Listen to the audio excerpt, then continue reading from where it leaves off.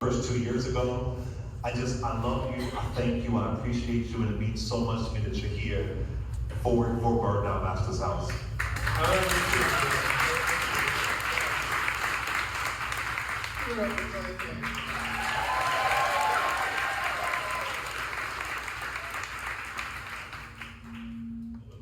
Deepest lives. All right. We good? We are? Oh, well, okay. Can you hear me? Well, first of all, I want to say congratulations to Clay Kane, who is now a two-time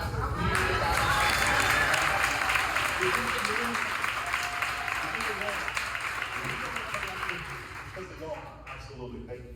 which is very impressive because it's impressive enough to be the New York Times bestselling author in the genre of nonfiction, which his previous book was, The Grift. But then to come back 2 years later and do another book in fiction, a novel, and to have that also be a New York Times bestseller, instant bestseller, is unheard of. So I'm just very, very, very proud of this book right here. Thank you so much. I've known Clay, we've known each other for more than 20 years. Oh my gosh, yeah. Over 20 years. And we were children. Pop, dipping, and spinning in New York. Pop, dipping, and spinning. Clay does so many things. You've heard him on the radio, on the Clay Kane radio show. You'll see his books. And I guess the first question I want to ask Clay, because the question I've been needing to ask him for the past several weeks, is how the hell do you have time to do all this? How do you have time to write this book at the same time you're doing a radio show, you're on TV, you're everywhere? How are you doing this? You know, Nina Simone had this one line where she said, don't put nothing in it unless you feel it.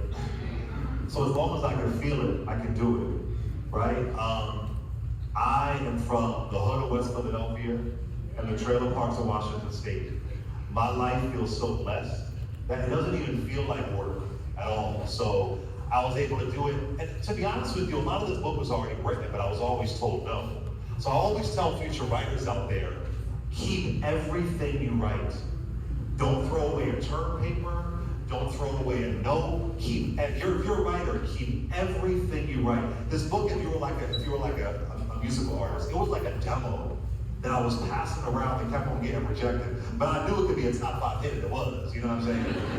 So there's that, but then on the other side, a more serious note, I was very ill when I was writing this book. I had esophagitis, and so I was incredibly ill. I didn't know what was going on. I lost like 15 pounds, and it was some of the worst pain I've been in my entire life. So I was isolated. So there's a certain productive anger in this book, and I mean that in a good way, because we're told don't be angry, don't be upset, because I was thinking of my own mortality. Then at the same time, my best friend Alexa Munoz was dying of lupus. She died May 25th, 2025 at 11:40 a.m. So she was editing this book in her hospital bed. So there's like blood and soil and root in it. So I had the time because Spirit made me sit down, and it felt like at certain points it was just coming out of me, with Charity and Larkin and Josephine and Luke and Henry and even Nathaniel, you know what I'm saying? Well, that wasn't coming out of me, that was just, I kept on saying, Clarence Thomas images. I was right. But yeah, so I just, I was home and I was isolated, I was very ill, and these characters were my escape, and it was my time. And other people said, you have to write like The Grift Part 2. And I said, no, I'm gonna write this. A lot of folks said no. And so I had the time because it was always supposed to happen. And I had to sit down and write to escape. Well, you mentioned characters, and you mentioned Nathaniel. And I want to ask a question first of all. How many of you read the book already? All right. A number of you read the book, so I'm not going to give you any spoilers. No spoilers. But there is a character in the book named Nathaniel, who's in the last chapter. I think you kind of indicated that he reminds people of Clarence Thomas. And then he also had kind of a gummy smile, which made me think of Tim Scott.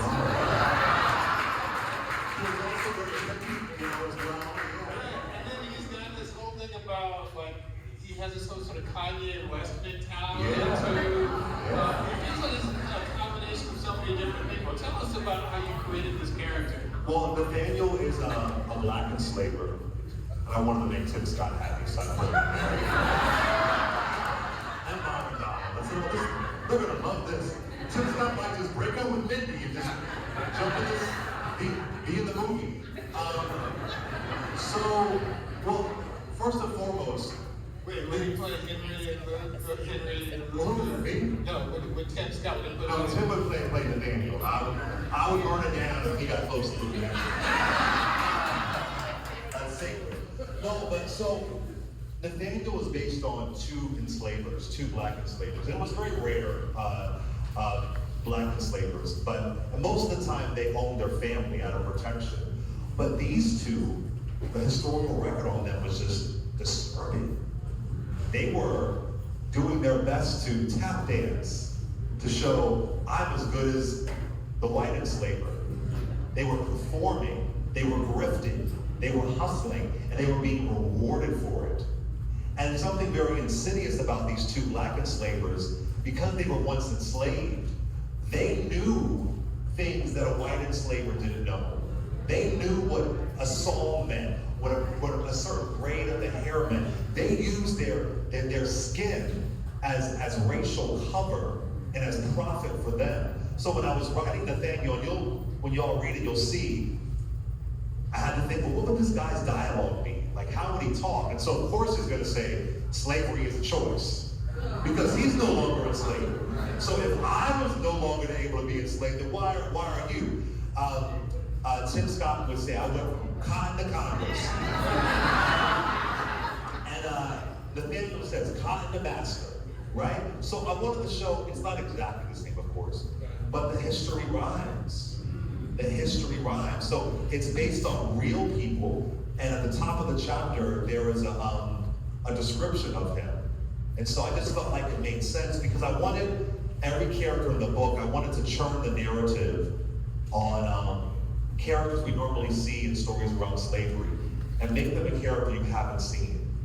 And we haven't seen that there were black people who were, not a lot, but there were enough who were participating in this if it benefited them. And that's the thing too, because one of the people who we didn't mention who Nathaniel reminded me of is someone who came out recently, who's been around for a while, but became this sort of person recently after this book was published, and that is Nicki Minaj.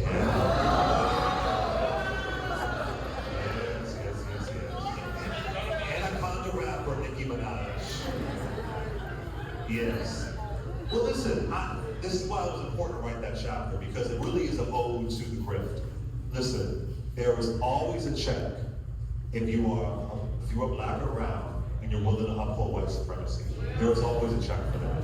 Now, mind you, it will expire. You know, I mean, it's not going to last forever. You're not going to hit the Grifton lottery like Clarence Thomas did. Clarence Thomas hit the Grifton lottery. But if you think of something, remember like J.C. Watts, y'all? He started shouting racism. Remember Colin Powell got booed at the RNC convention when he mentioned affirmative action? And we love Colin Powell, but he was like, what, they're booing me? Yes, they're booing you. So, and then you get the wake up call, you know, and then they go on the apology tour, like Stacey Dash or Omarosa, or now Kanye West apology. We know how this story is gonna end, right? And it's not authentic, you're doing it for an opportunity. So folks have been like commenting to Nicki Minaj and saying, you should really rip by Clay King. So, and the rip isn't always about money, because she has plenty of money. It's about power, attention, proximity to power. That is alluring enough, right? And we gotta decide, like these characters decided with Nathaniel, when they go on the apology tour, when they've gotten their wake-up call, are we gonna let them back in?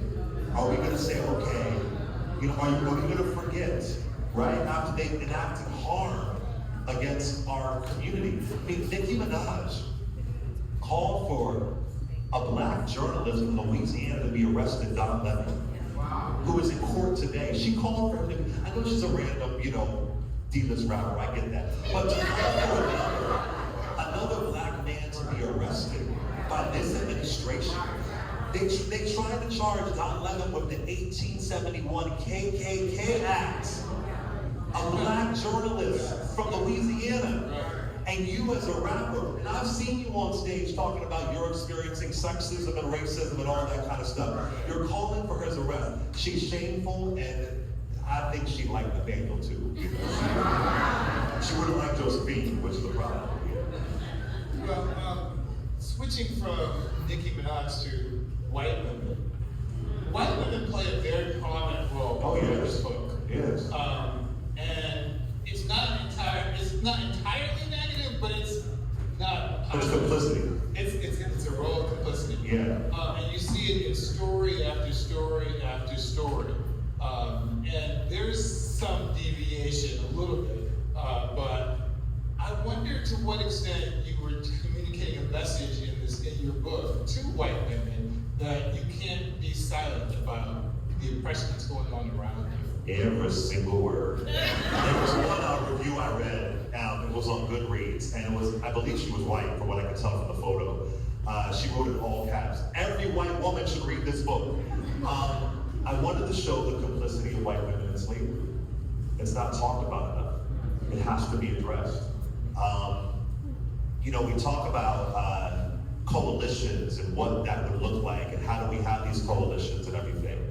And what do you do if you are a woman and you aren't seen as a full citizen, yet you decide to oppress other people, yet you can't see a connection, you can't see a commonality, right? And then what do you do when you even, maybe you can see a little bit of it, but it's your own narcissism. It's still about the protection of yourself, never about somebody else. So there are three distinct white women in the book, very different, but they all show that this is an insidious and unforgivable, I want to ask you about that because the three women I think you're talking about, Mistress Kitty, Lady of and Miss Clara. And Clara Peterson, Miss Clara. But I also felt there's a fourth one, Wilhelmina Clark. I thought that she was in secretary too. Oh yeah.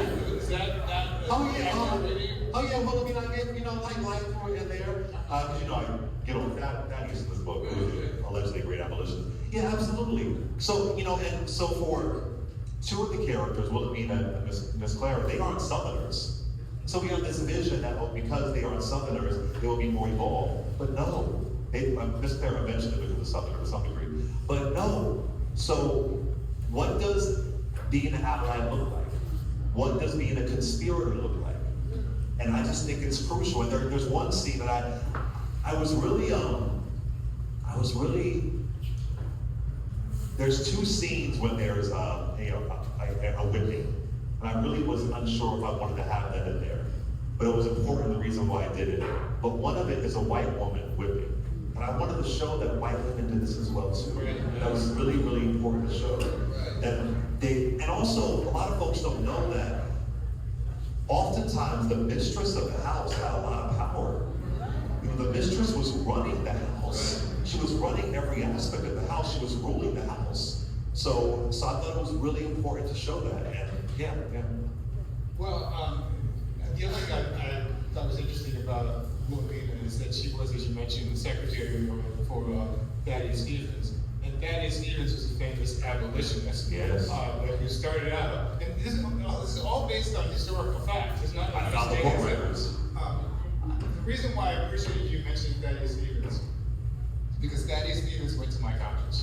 Went to Dartmouth College. Yes. And there's a lot of lore around him. He was this famous abolitionist. He did some great work later. But sometimes we forget about people's history. Yeah. Another example comes to mind, I just want to acknowledge, is Charles Sumner. Yes. Who was a famous abolitionist. My mom, who is here in the room with us tonight, is right there, celebrating her 82nd birthday.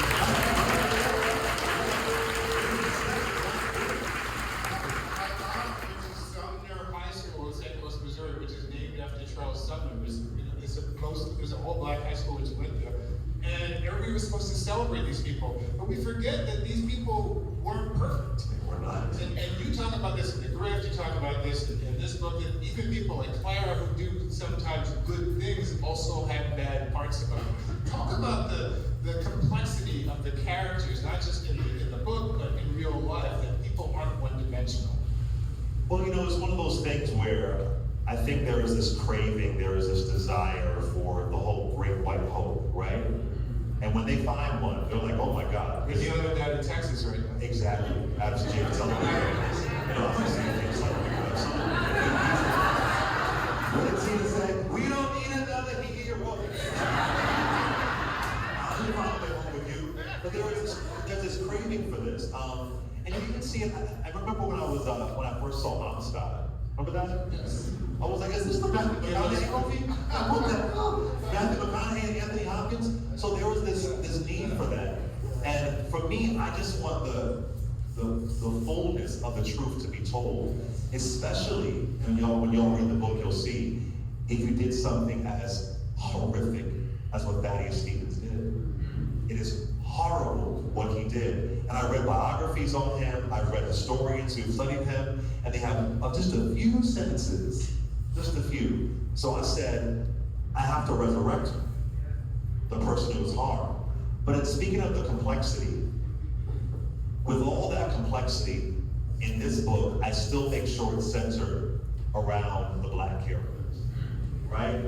I'm not gonna go into their backstory. Well, Thaddeus first got he had a club foot. I didn't go into all that, none of that stuff. No. This is centered around the Black people, around the souls who were enslaved. I use that word soul throughout the book. I rarely call them the slaves. They're called the souls. So it's important to show that through the eyes, through the lens of the souls who are fighting, who are pushing back, right? So even in that complexity, it's not about them being complex. It's about these enslaved people who managed to fight. And by the way, I love that you used the word souls to describe them. I also love the fact that you didn't use the N-word in the book. Not once. And you explained why as well. Not once. I thought that was an important choice of yours. Yeah, language was very important for me. I didn't want to write a book on slavery where the N-word was like every other, some Quentin Tarantino script. I was like, I'm not going to do all that, right? And then also, there's been some various around scholars saying that it's not clear how much the N-word was used during slavery. It depended on the location, depended on how the quote-unquote owner was, right? So, and then when I read quote-unquote slave narratives, a lot of them didn't have the N-word in it. So if my book is the perspective of Black people, you're not gonna see that word or read that word or feel that word all the time. Now, if it was the white folks, it might be different. So I didn't feel a reason to use it, and I felt like that's another way of me taking these stories and kind of churning it in a different way that we might think about various tropes of before. Let's talk about rebellion and resistance. There's a song, a famous song came out years ago by Stephen Biko's, by Peter Gabriel. And there's a line where it says, you can blow out a candle, but you can't blow out a fire. Once the flame begins to catch, the wind will blow it higher. I kept thinking about that line when I was reading your book, because it felt as though there was a flame that was lit from the beginning that carries throughout seamlessly. I don't remember, what was the name of that old TV show? Somebody, if you remember, where it starts with the flame, it's a Mission Impossible or something like that, it starts with flame, and then it goes on, and then, but I felt like that was the through line, you could sort of feel the flame, going through. And this idea that one person can essentially start a flame that can go from one generation to the next and carry it forward. Where did you get that inspiration to come up with that idea about the intergenerational transfer of resistance? Yeah, I believe that one flame can spark a million fires. And you say that in the book. Exactly. And I think it would be ridiculous to think that it was just Nat Turner and Delmar Vesey, who we love. But from my research, there were revolts every day. They were burning it down every day. They were fighting back every day. Whether it's letting a tool fall too hard, whether it's getting an extra hour of sleep, right? Whatever it is, I think revolution can vary for everybody. And also, they all revolted in different ways. They all didn't just go around burning down houses, right? They found what their power was, what their strength was. But another reason why I wanted to show the connectivity of it, because I didn't want to just do one point of view story. And this, the story of Josephine, no. It's not about one story. It's about the thread. It's the connection. So for me, when folks read this book, I hope it sparks a flame within you. You gotta find out what you gotta burn down for yourself. What's the house in your life you gotta burn down? What are the chains in your life you gotta escape from? What do you have to fight back against? So that's my hope, that based on real people, what's the flame for you, right? And I don't know what that is for every individual, so there's that. But on the other side of it, in this time where I feel like, I don't know if it's social media, but I feel like I'm seeing so many fissures in us as Black people. In this book, and it's not DI, it's real. The first character begins with somebody, a Black man who's not born in this country. And we see all this debate, are you really Black if you aren't born here? There are characters in here who we would now call gay characters, right? There are elders in this book. I hear sometimes throwing elders away. I heard that a lot with the Madani campaign in New York, that Black elders are making mistakes here, right? I want us to show that we cannot throw each other away. We all need each other, right? And I'm seeing so much of that right now. And so that's the other reason why I wanted to show this flame, sparking all these fires, intergenerational, no matter how they love, no matter where they were born. Now, if you're upholding white supremacy, that's different. That's the deal breaker for me, because all skin folk ain't kinfolk. That's the deal breaker. But if you are doing the work, we shouldn't be throwing people out. So there's that thing about sparking a flame within us. I mean, there's a little bit of all of us in this book. And so that's two angles where I was coming from, why I wrote it that way. I don't know if you can answer this question, so feel free not to if you don't want to, but did you find that you met any resistance from the publishing world or from your publisher about the idea of beginning the book the way you did, with the characters you chose at the beginning? Let me think here. In the beginning, before I wrote the Grift, nobody would want to touch the book, right? But then after the Grift, I had a little bit more autonomy. That's why it was important for me that the Grift did well. And I told my agent, I said, I'm not going to do the Grift Part 2. And I said, I'm going to do this book called Burn Down Master's House. And he said, well, you're not going to get a lot of money for it. I said, that's fine, but I care about the story. So again, James Baldwin said, you have to go the way your blood beats. I sometimes say you have to go the way your blood boils. But once I got the deal, I wasn't told that I couldn't write this or I couldn't write that. So I was able to, I had creative freedom. Now, in promoting the book, that's been different.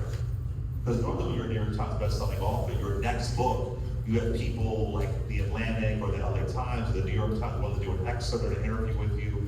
None of that. So the fact, when I say none of that, I think that they're scared of this book. I think they're capitulating, they're bowing down. These media conglomerates bowing down to Trumpism, right? But that said, gatekeepers are going to try to gatekeep. But I still hit number 5.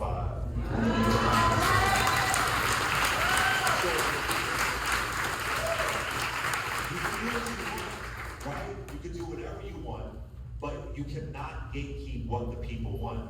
That's why it's so important that I'm in Houston, that I am in Atlanta, that I am in Philly. It's so important that I'm in these areas, because they can say what they think. They can say what they think the folks don't want. And folks have reached out to me, I don't want to say their names, other Black authors, like, how did you do this? I did it because I've been hustling and grinding and building community for years. I'm not gonna give you names. There were some Black outlets I reached to that gave me crickets. So, listen, it's, but then I got people like you. I got folks like Reese Colbert. I got folks like I got Donna and Joanne Reed. So, hey, que sera. I want to take some questions. that though, I want to follow up with something you said before about James Baldwin. Because James Baldwin and Toni Morrison both famously have said in the past that racism not only hurts black people of color, but it actually hurts white people. Absolutely. Just as much, if not more, because it traps them in this lie that they have to live in. Right. And I think your book really masterfully explores that theme as well. Yeah, I mean, listen. Because all these white people they're not just evil people, but they're all trapped in this system. Even those people who are supposed to be good, they're all trapped in this system that they can't figure out a way to escape on their own because they don't have moral courage.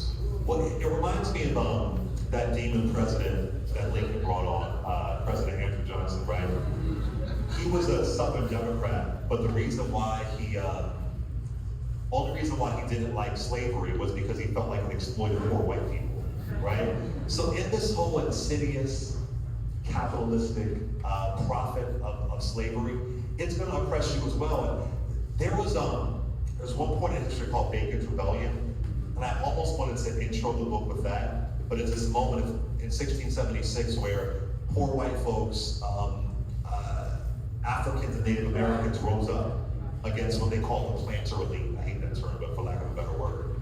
And the planter elite said this shit is getting bad. Like these motherfuckers gonna say, oh, I'm so sorry.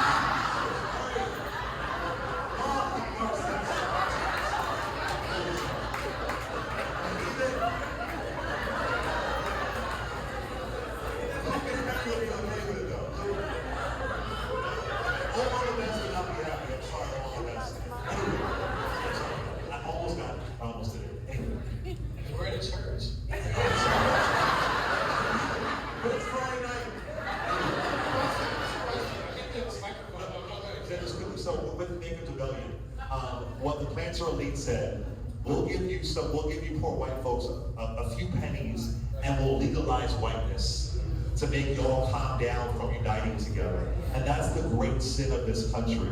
And that's what poor white folks have been doing for a very long time. And then you're in shock. You're in shock when your own brethren shot 9 times in Minnesota. You're in shock when your own brethren you're killed among, what was it, Michael Chaney, the 3 civil rights leaders that were in the Shelby County, Mississippi. Like, this can impact you as well too. So it's a collective wake-up call. But yeah, let's rock some of the questions.